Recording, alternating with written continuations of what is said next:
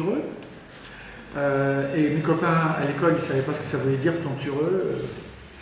Et donc tout le monde m'appelait à l'école, au lycée, tout le temps, Plantu.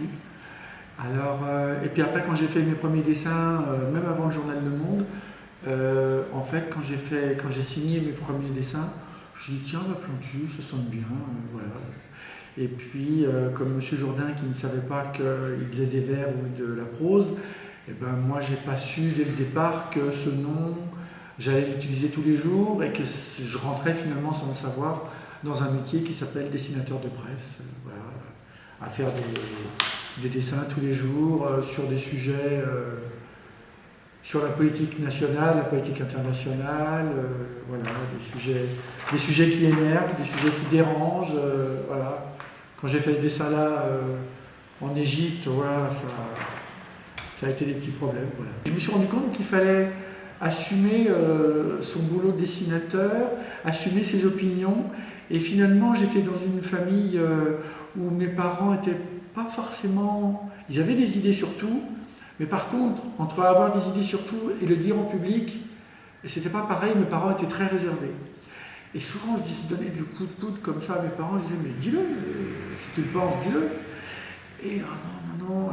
Et ça, c'est tout à fait ma part. C'est une famille très simple, et dont je suis très fier, mais c'était très simple. Et à la fois, je me suis dit, mais sans le savoir, parce que sans savoir que plus tard, je défendrais une prise de position, une prise d'opinion, se lever pour dire, bah oui, c'est ce que je pense, voilà. Et ça, c'est ce que m'a appris le boulot de dessinateur, parce qu'à force d'avoir des ennuis avec les trois religions, eh ben, je me suis rendu compte qu'il y a peut-être quelque chose à inventer.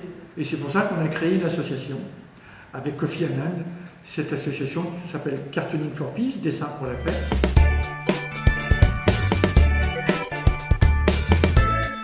Oui, quand il y a eu les premières fatwas en 2006 contre les dessinateurs danois qui avaient osé faire le portrait du prophète, alors du coup, avec Kofi Annan, qui était secrétaire général de l'ONU, on s'est dit, bon, bah alors, parce qu'on avait prévu depuis longtemps de faire une exposition de dessinateurs du monde entier, mais sur le sens de la responsabilité journalistique de nos images. Et puis finalement, on s'est dit, tiens, on va le faire à New York. Et puis on a réuni des dessinateurs de toutes religions. Et le premier colloque qui nous a réunis s'appelait Désapprendre l'intolérance. Parce que c'est vrai qu'on apprend l'intolérance tout le temps aux enfants, au lieu de leur apprendre tout simplement qu'est-ce que c'est que d'être tolérant. Et ils savent ce que c'est que d'être intolérant, mais être tolérant, donc désapprendre l'intolérance, c'était assez joli.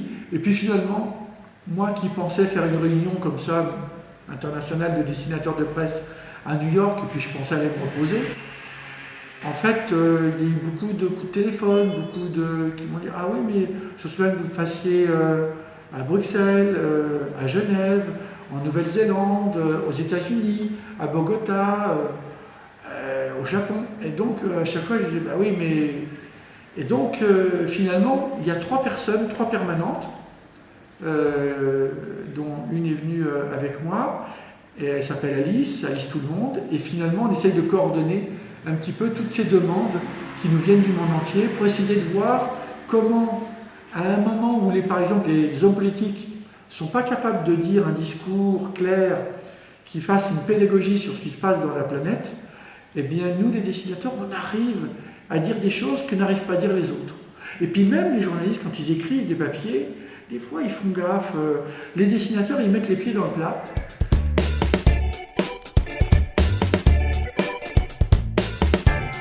Plein.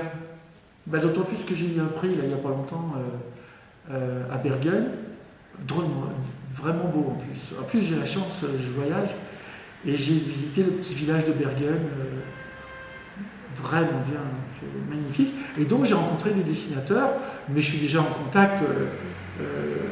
Peter Novandik, qu'on va voir tout à l'heure, bon, bah, je le connais depuis 20 ans. Il y avait Reiser en France, et puis par exemple, vous voyez, par exemple, là j'ai dessiné Hollande sous toutes les. En RG, en Snoopy, en Gaston Lagaffe, en Schtroumpf, voilà. Et à chaque fois ça fonctionne. Et même mon petit monsieur de Sampé, Hollande, le mieux c'est Hollande, mon petit monsieur de Sampé.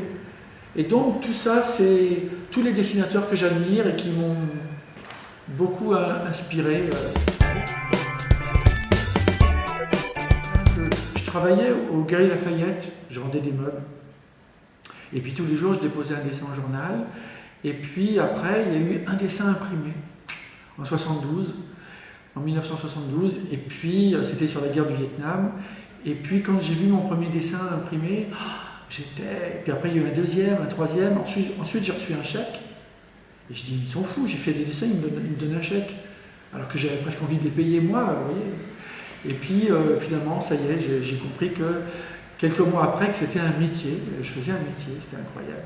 Et puis évidemment, on me regardait, on me disait, c'est le dessinateur du journal Le Monde. Et je me disais, attends, ça va, je fais des dessins, ça va, on se calme.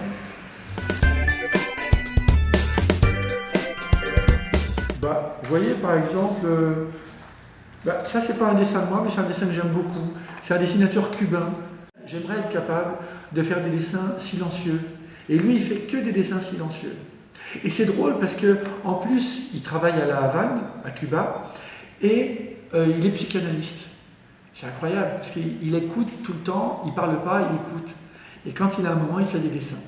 Et c'est magnifique. Et c'est ça que j'aime. Voilà. Sinon, des dessins, je sais pas, j'en ai fait plein. Hein. Voilà, mais j'aime ça. Tiens, ça c'est un dessin que j'ai fait il n'y a pas longtemps. Voilà, j'ai fait ça la semaine dernière. J'aime bien. Ce dessin-là, il est important pour moi. Parce qu'au moment où il y a eu les fatwas lancés contre les dessinateurs danois, il fallait dire, voilà, vous ne voulez pas qu'on dessine Mahomet? Il y avait eu 50 morts au Pakistan. Donc on s'est dit, tiens, il y a peut-être quelque chose à inventer. Et donc, le boulot du dessinateur de presse, c'est de contourner les interdits. Et là, vous voyez, je contourne les interdits. C'est-à-dire qu'il y a marqué « je ne dois pas dessiner Mahomet ». Et puis finalement, je dessine un barbu, on ne sait pas qui c'est, voilà. Et puis petit à petit, on voit l'autre qui est au bout du crayon, et puis en fait, c'est un minaret. Et puis le barbu qui est là, qui regarde, il ressemble à celui-là. Et finalement, j'ai contourné l'interdit. Et voilà, le boulot du dessinateur, c'est de contourner les interdits, et puis d'énerver un peu tout le monde. La plus grande angoisse, c'est de décevoir les lecteurs, parce que ça fait quand même pas mal d'années que je travaille au journal. Ce serait bête quand même qu'ils soient déçus, grandement déçus par un dessin qui les a bousculés, encore c'est pas grave, mais trop choqués. Des fois on peut tuer les gens. Hein. C'est facile de tuer les gens avec un dessin. On peut bousiller une vie. C'est pour ça que je pense qu'un dessinateur de presse doit se sentir aussi responsable. Des fois, il y a des gens qui sont mis en examen en France, par exemple, et moi, si je le dessine et que le dessin est très vachard, je peux le tuer, le gars. Donc, il faut que je réfléchisse pour que mon dessin soit impertinent, mais il ne faut pas non plus l'humilier. Humilier, ça ne m'intéresse pas. Choquer, oui, choquer, je suis assez d'accord. Déraper, oui, pourvu que ce soit un dérapage contrôlé.